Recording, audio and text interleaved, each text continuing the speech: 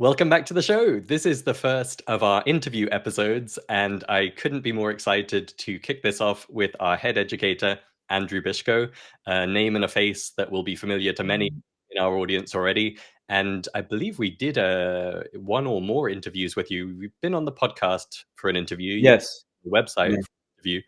And so I've had the chance to do this once or twice before, but so much changes. And we're going to have all kinds of guests on the show, and I'm excited for that and to resume interviewing all kinds of musicians and music educators and bringing superstars onto the show to share with our audience. But I wanted to kick things off with a new series of kind of meet the team interviews, because I know a lot of people in our membership are interacting with our team day by day. They're getting help, they're getting answers to their questions, they know the profile picture, and they might have a sense of the person's personality, but they might not know any of their musical background or what makes them so expert. And so these meet the team interviews, the idea is to give you both a glimpse into the team members' musical life and musical background, and a little peek into what they do at Musical U as part of the team.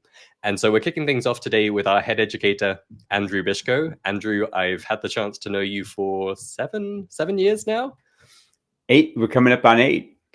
That's crazy.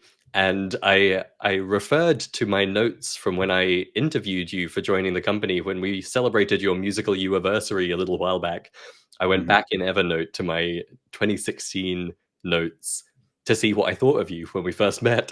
And it was spot on. I was like, this guy is awesome. This guy gets what we're all about. This guy has the skills. He's going to be a great contributor. I hope it works out.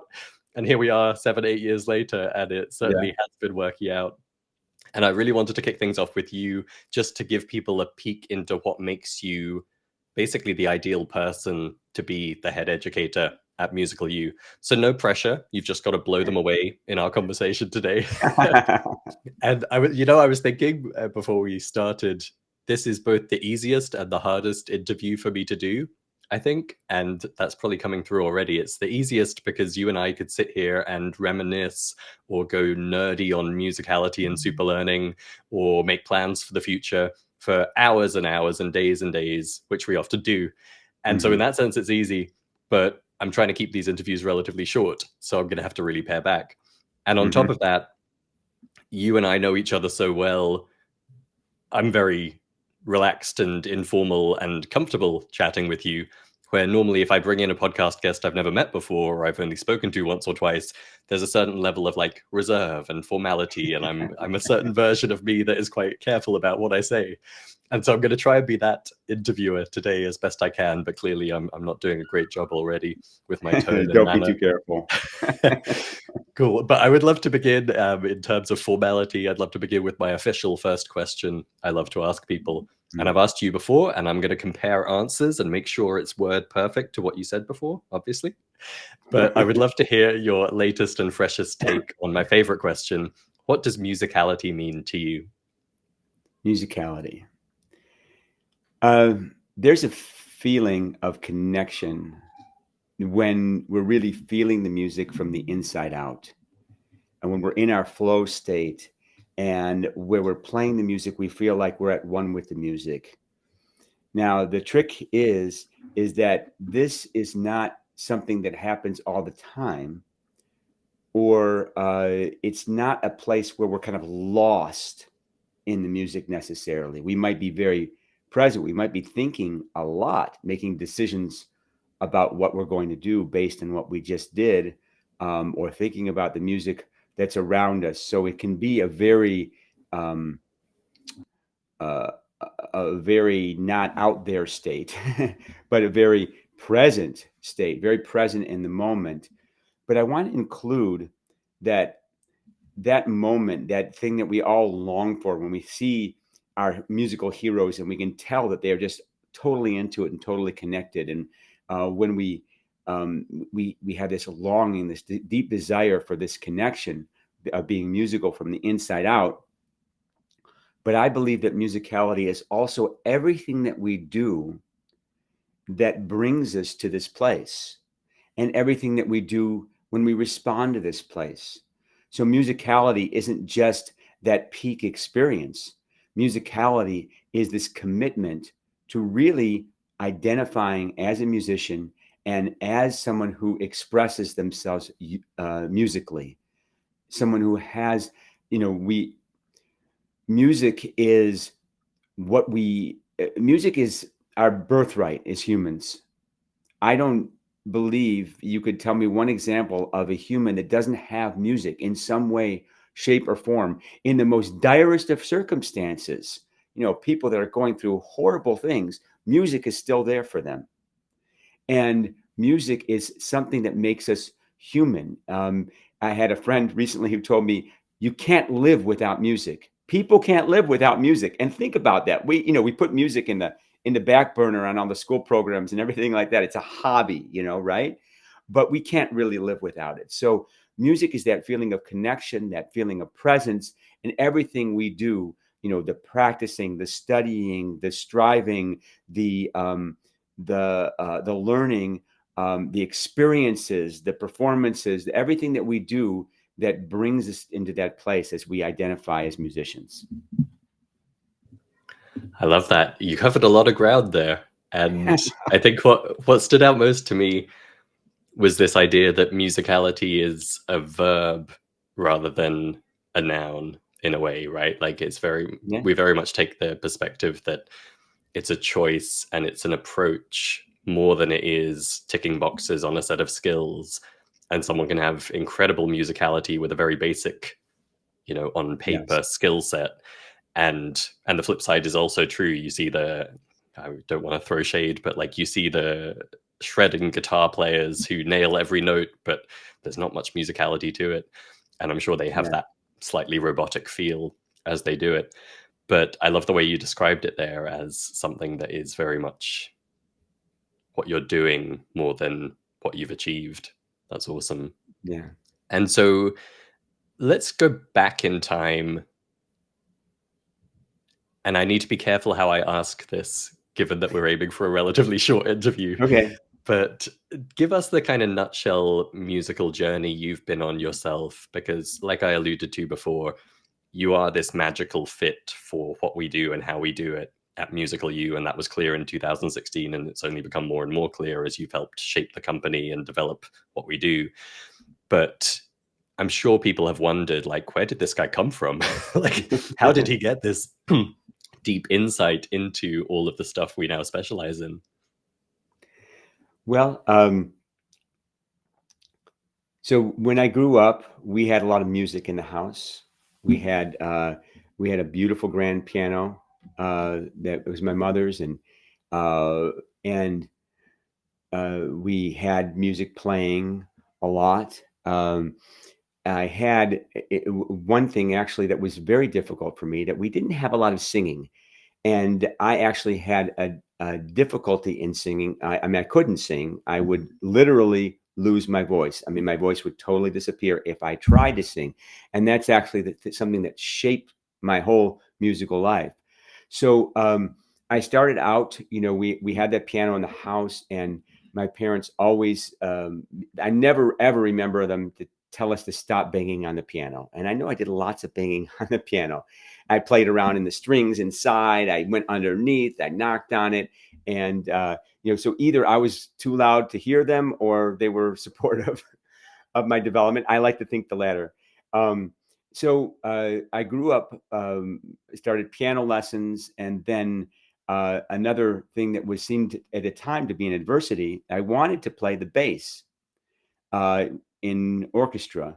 And my mom and my piano teacher said I had to play the flute, which I totally didn't get because that was quote unquote the girls' instrument. So in 1970, that was not cool. I'm not trying to be incorrect, but in 1970, things were different, and I was a little boy, so go figure. But anyway, actually, having it be the girls' instrument became really fun in high school because I was sitting with all the girls, which was great. But it also spurred me to make the flute cool. And so I started looking into all these different flutes of the world, like Irish flute music and African flute music and all these things. And by the way, no internet. So this was going to the University Heights Public Library and taking out records and exploring.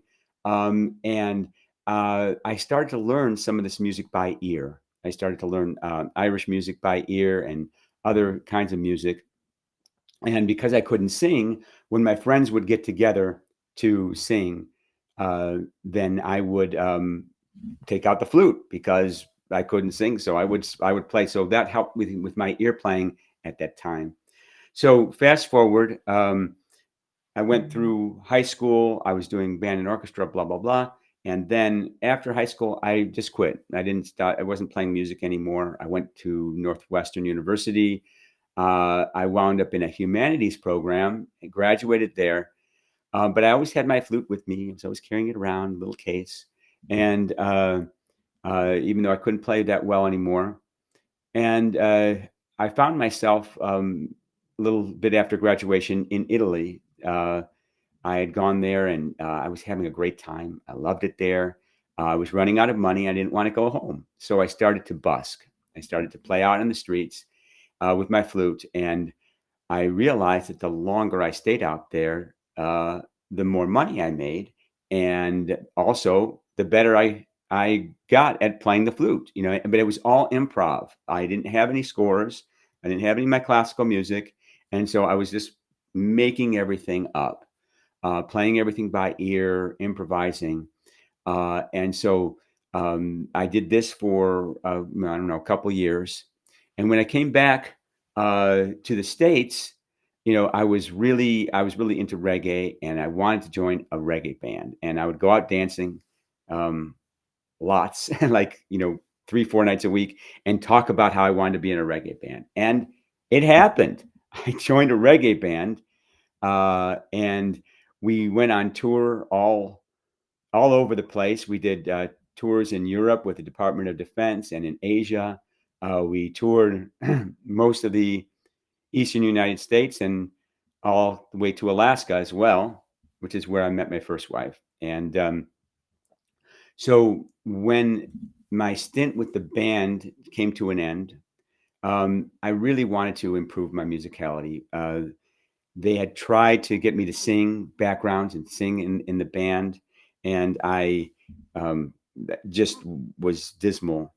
Uh, and so, and I also couldn't communicate. When I would write a song, I couldn't sing it for somebody.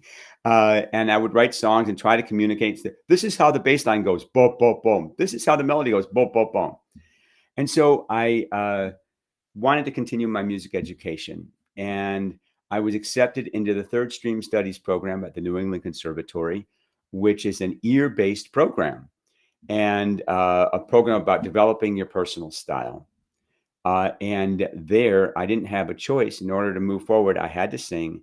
And I started to discover that I really liked it. I really liked singing and what it was doing for my musicality. I realized that certain things that I thought I heard or thought I understood musically um, really got much more clear into focus when I could sing them.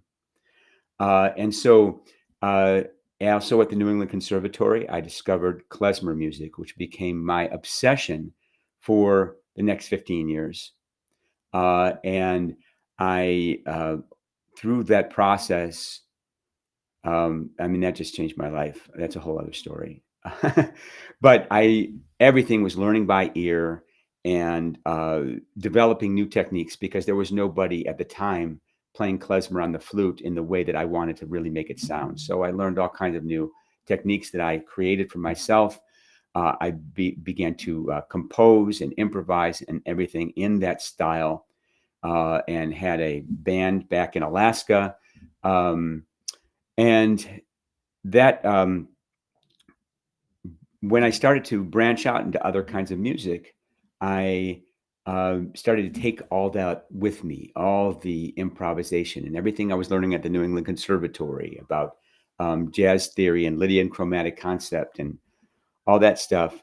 And so I went on, and a friend of mine gave me a Native American flute.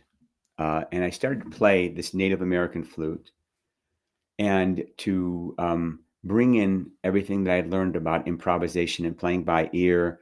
Um, and it was a really moving experience for me. And eventually I wrote a book about it. I wrote a book about, and it really was, I wanted in this book to be all about creating music from the inside. So there was no songs in this book. There was no repertoire.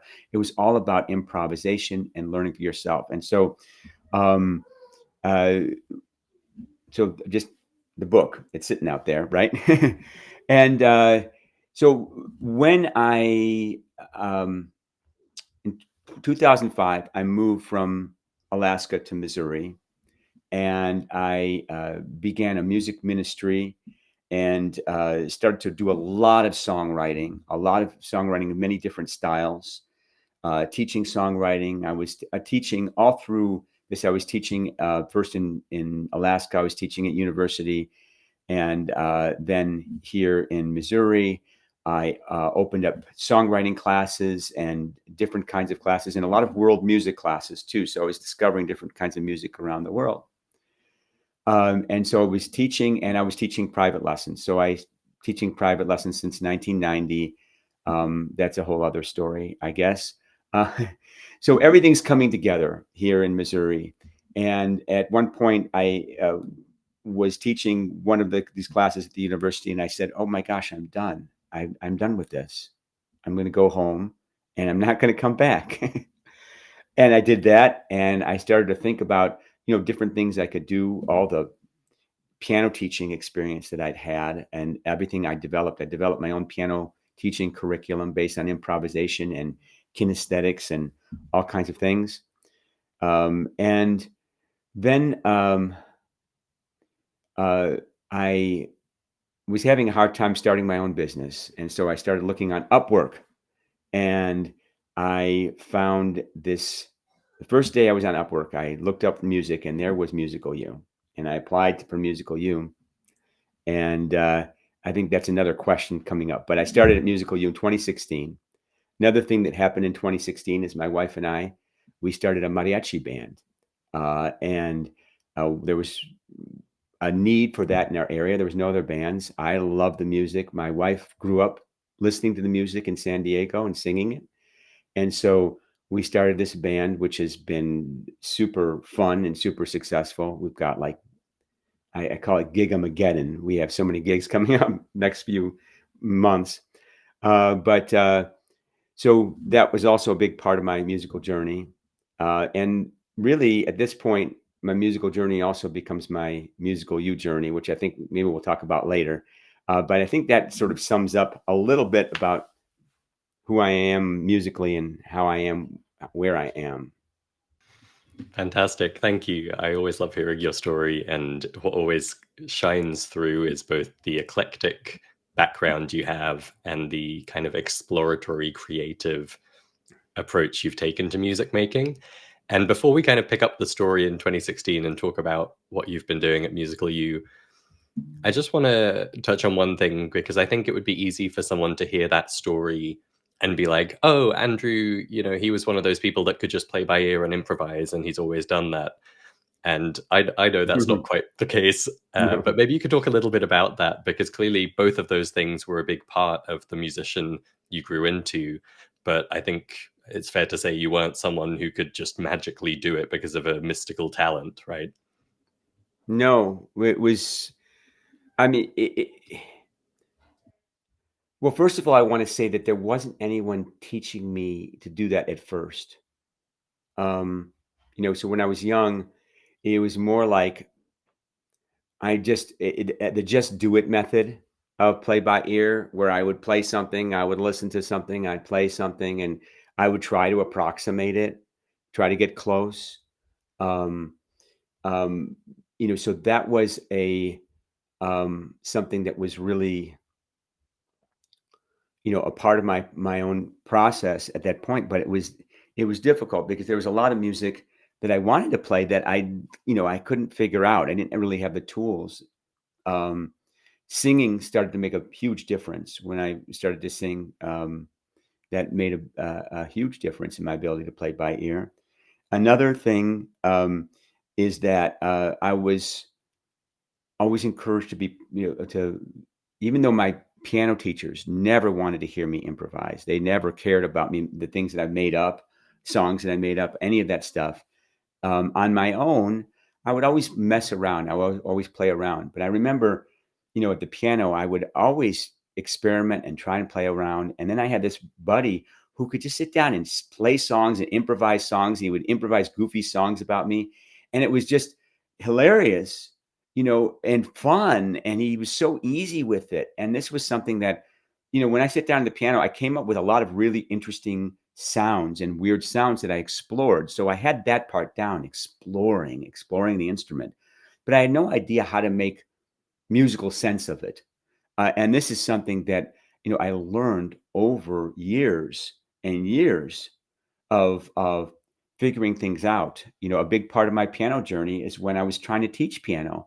And I started to teach people, and I realized people don't understand chords. And I didn't understand chords growing up. My piano teacher never taught me harmony, never taught me how to use harmony. And that's, so much of playing the piano. And so I started to teach my students to play chords, to hear chords, to do chord progressions, and in the process, learning it myself. So a lot of my learning has been my teaching journey, because I've learned more from teaching than anything else. So if I had a student that wanted to play a song and wanted to play it, figure it out from the radio or play it by ear, I helped them figure it out.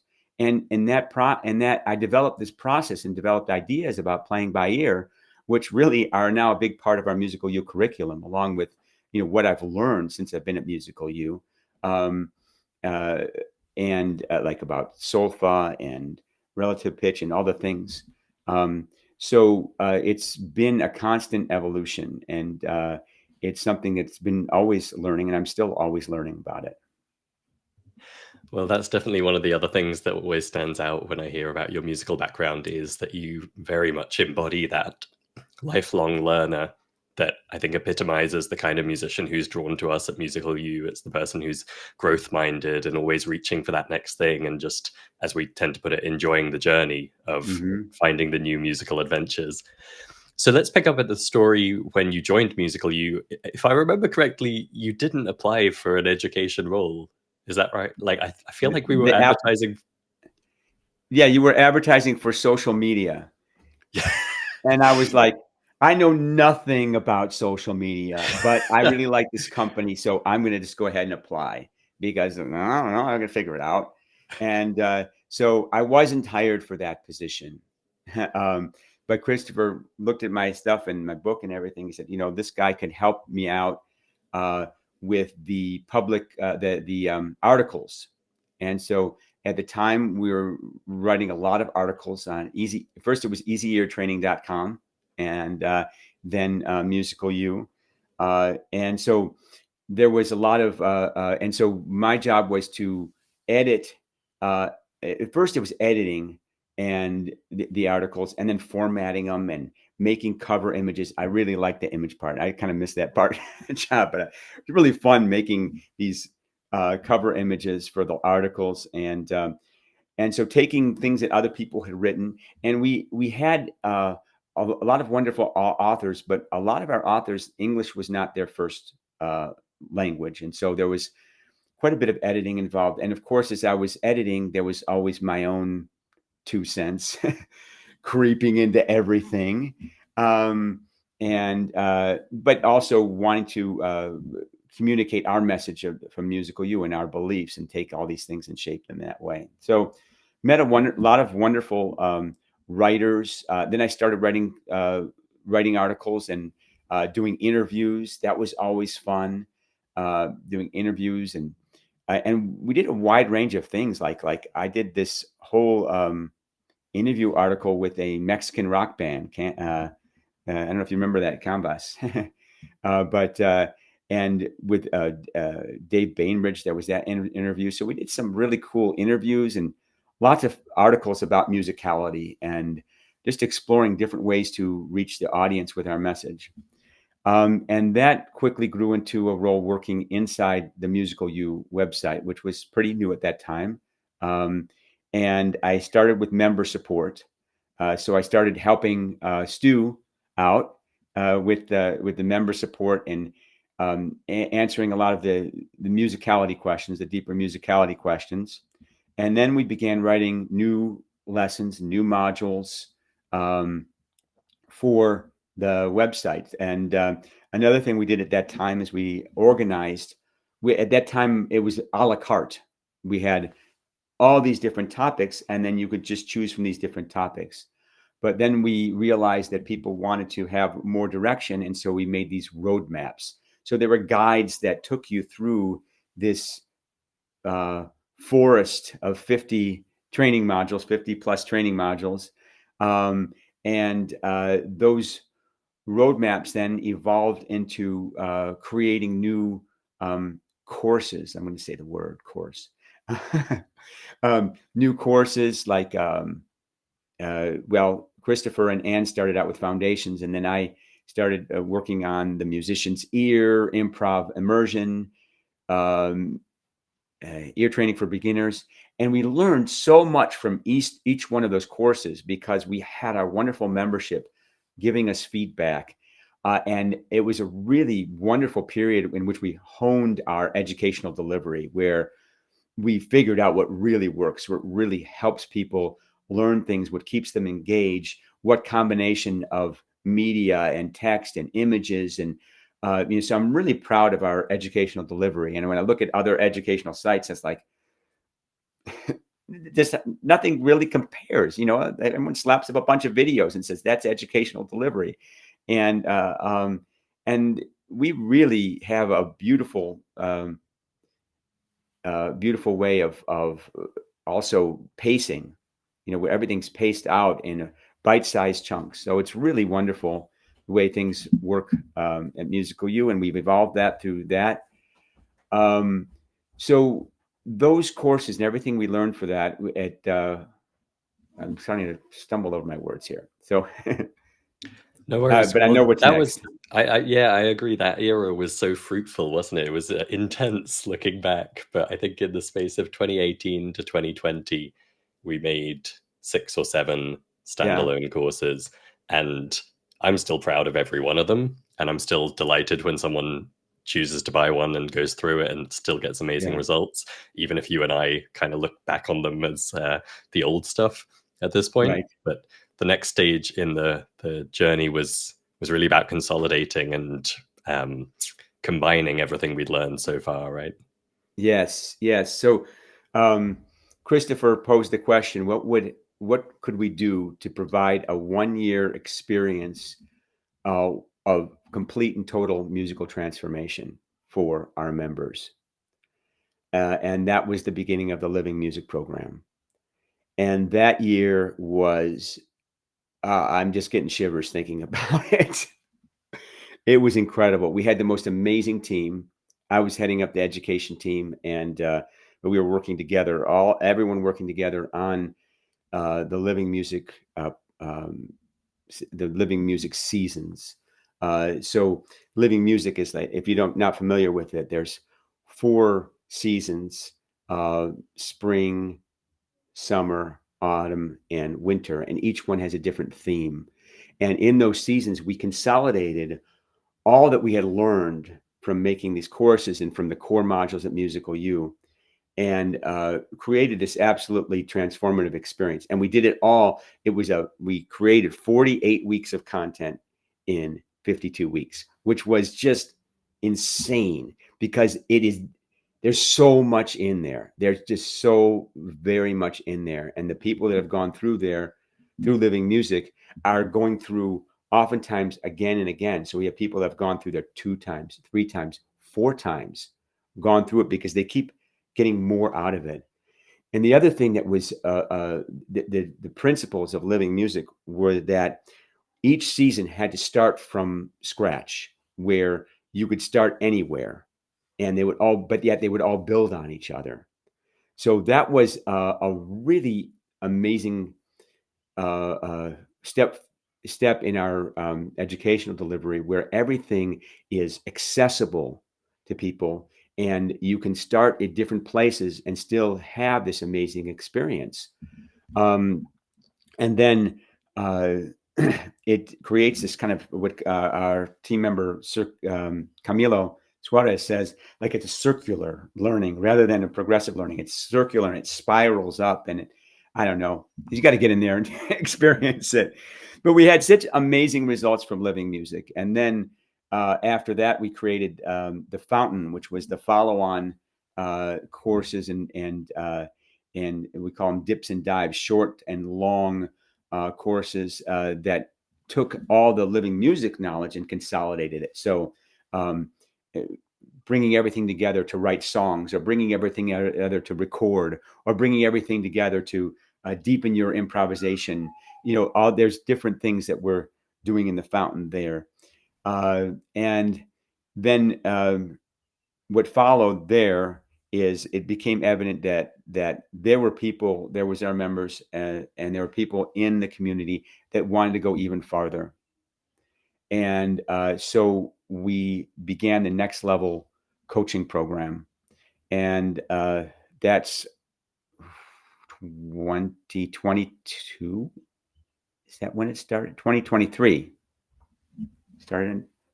It's somewhere in the 2022, towards the tail end of the year. Really? Wow. Okay. So we started the Next Level coaching program, and that continues to be like where a lot of my focus is right now. I'm the head coach there. I started out with basically it was me as the coach, and then we quickly added Zach, and you may know him as Z Sonic, and Andy Portas and Camilo Suarez, and now we have a new coach coming on soon. We're not going to reveal anything about that right now, but we really have built this absolutely beautiful program, and the results have been just incredible to see when people really commit and they have that one-on-one experience combined with the group experience. So we have both a one-on-one, we have the community in Next Level, and we have the group coaching with amazing guest coaches. It's just been amazing to see the deep transformations that people are having in that program, and very gratifying, and also just super enjoyable to work with the team on this. And one more thing I want to say about Next Level is that we learn so much from this Next Level experience, from having this intimate one-on-one experience with the clients. And all this learning starts to feed back into the rest of our curriculum. So a lot of the things that are in the Fountain or other courses, or new things coming up, like if I may mention, Christopher's going to do some kind of workshop coming up. These are drawn from our experience in our Next Level coaching, and it's this wonderful trickle-down effect that is helping to move the whole mission and the whole experience of Musical You and Musicality forward. Absolutely. Yeah, it's funny. I wasn't expecting the conversation to go quite like this, but I suppose because you are our head educator, your story at Musical You is really the story of our educational development, and like the different things we've tried and the different approaches we've combined and so on. And you described that really well. Tell me, what's your favorite thing to do, excuse me, in your role at Musical You? Well, what's interesting is that I can safely say that every year I've worked at Musical U, it's been like I had a different job. There's always some new project or some new role or some new, sometimes some new technology. I mean, there was one point where it was like really fun to learn about code and doing the back end of the articles and stuff, and all that. But and then now it's this educational thing. So currently, I have to say that the high point of my week is our coaches meetings. Our coaches are so wonderful and so wise. And as my experience is in my life, where teaching is my learning ground, that's my playground for learning. This is true with our coaches. And so everyone comes in so excited to share their new insights. Every week we have a huge aha moment. We could just literally write an entire course on what we share in our coaches meeting each week, or several courses. I mean, there's just so much richness, and it's such a wonderful group. And it's very exciting and deep. And I always come up with like after those meetings. So right now, and of course, I love the one-on-one coaching too. One of the most satisfying things about the one-on-one coaching, and also I like when I'm doing live calls, working with people live, meetings, live calls, anything when I'm live with people, it helps me to get in touch with my own intuition. I find and finding a flow from the inside out that I don't quite experience when I'm just by myself. It's when I'm with other people where I can communicate and bounce things off each other, where I really start to flow. I say things that I never even thought before. I was like, who said that? And that feels really good. I love doing that. And it's a very delicious kind of a connected feeling. Terrific. Awesome. Yeah. And, your comment there about how much is happening inside Next Level. I'll give a shout out to the workshop you mentioned. It's a live training happening this Saturday, 4th of May. It'll be about an hour long. Everyone's welcome. And really, the idea is to pull out some of the goodness from Next Level and share it with a wider community. And in particular, there's this one new concept we've been developing over the last few months that I think is going to be a real game changer for our members for how we develop things in future. And this is the first time we're going to be revealing it. So I'm super excited. I just saw the registration page for that event from the team. It's like this close to being ready. So with any luck, when this video goes out, there'll be a link in the show notes to register for that training. I'm trying to make sure it's also ready for the weekly update we're sending out to members today. So knock on wood, you'll be able to actually register for that live session. And I hope you'll join us. That stuff is also coming out in our Coach's Corner episodes. The first one was yesterday, and we have a few in the can already. So I can say with confidence, those are really value packed. And again, just this spirit of taking what we're developing live every day with one-to-one clients inside Next Level and bringing it to more people to benefit them. Andrew, tell me, what's the weirdest or most surprising tip or trick or technique you could give people for developing their musicality or developing themselves as a musician? Something odd that really works. I had to ask that. There's a lot of really odd things. So I think I'm gonna say a few things. One thing I want to say just right off the top, singing. All right, and people who sing, it's not an issue for them. But if you don't sing or you think you can't sing, um, I was there. I literally could not physically sing, and the singing trauma really shaped my whole musical journey because healing from that, moving forward with that, and learning how to sing. Not it doesn't have to be great, just being able to sing things. um, Singing is so a lot of people think about singing because your sound is going out from you. They think about it, woo, the sound's going out, I'm singing, I'm projecting, whatever. All right, but singing, the vibration goes in too, and it goes in to, here's my this is my scientific understanding. But that it goes into your own neurology. It vibrates in your brain. It vibrates in your head. It activates all kinds of muscles and things in your body and in your emotions that are connected to your brain.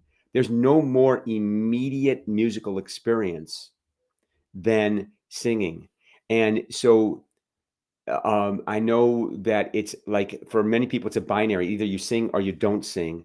And it's like, we can all do this. If I can do it, we can all do it. And I'm not like this great, wonderful singer, but I can do it. And I think that's a huge tool for the musicality.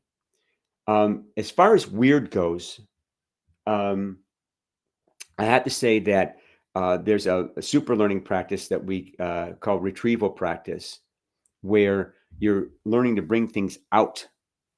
Okay. We often think about bringing music in. We practice and practice and practice to get it in there. We want to get it in there. We want to get it in there. And we don't realize that there's a whole separate learning task, which is taking it from the in and bringing it out. So bringing it in is called encoding. Bringing it out is called retrieval. And there's a technique for retrieval practice called spaced repetitions, where you actually just play something once and then you don't play it again for the rest of the day. Then like the next day you play it again, and you Don't stop. You don't fix anything. You make all the mistakes. You don't practice it. You don't, you just do that just once. And it's, it's crazy because like, I know it works. Okay. But every time I set out to do it, I'm like, gosh, I hope it works this time. I hope it works. I hope it works this time. Or every time I assign it to one of my clients, like, please work, please work, please work. It works. Because after a period of time, we start to be able to retrieve it. And there's some particulars as to when you put something in retrieval, when you start doing it. But that is a weird thing that really works. And then I think one more thing is, and then we learned this from our winter season, which focuses on the circle of fifths, is we talk about, people talk about ear training, talk about hearing something. Okay. Talk about hearing. I can't hear it. I can't hear it. I can't hear it. I hear that a lot. So a lot of times it's because we're not using our full experience. Try feeling it. Try finding the emotion that goes with that sound. My latest definition for music for myself is music is the language of emotion. So if you find the emotion and the subtle emotion, the subtle feeling, it's not like happy, sad, not like these binary emotional words that we have. Our language is so poor in describing emotion. Music describes emotion like with complete nuance and detail and richness and precision. So if you look for those precise emotional states that define that sound that you're hearing, you're going to start to hear things better. So start focusing on feeling the music, not just hearing it, but feeling it. I guess those are my top 3 of my top 1. That was awesome. That was like a mini masterclass in itself. I love it.